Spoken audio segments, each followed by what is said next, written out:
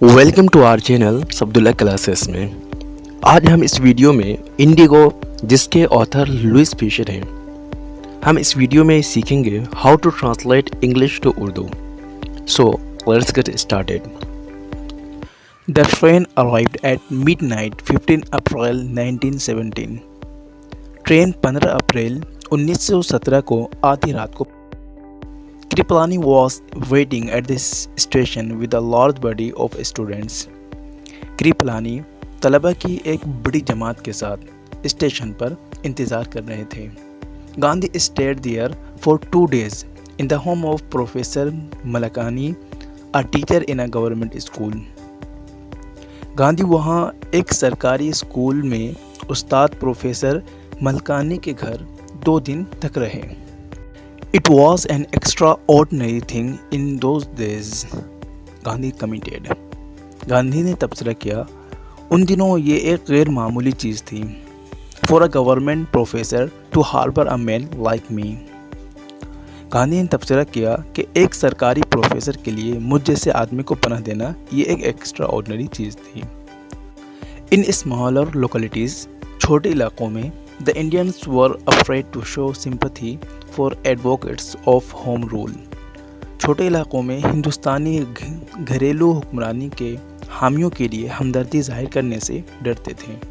The news of Gandhi's advent and of the nature of his mission spread quickly through Muzaffarpur and to Champaran.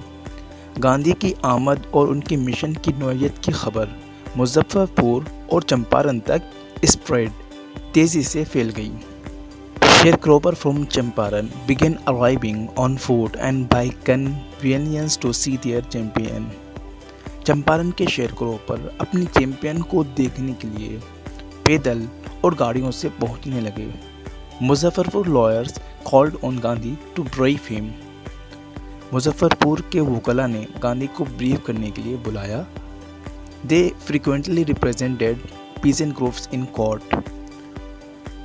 وہ کثرت سے عدالت میں کسان گروہ کی نمائندگی کرتے تھے. They told him about their cases. انہوں نے انہیں اپنے مقدمات کے بارے میں بتایا and reported the size of their fee. اور اپنے فیس کے بارے میں اطلاع دی. Gandhi chided the lawyers for collecting a big fee from the sharecroppers.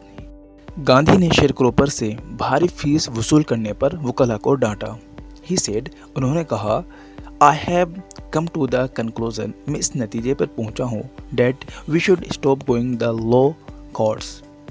میں اس نتیجے پر پہنچا ہوں کہ ہمیں قانونی عدالتوں میں جانا چھوڑ دینا چاہیے.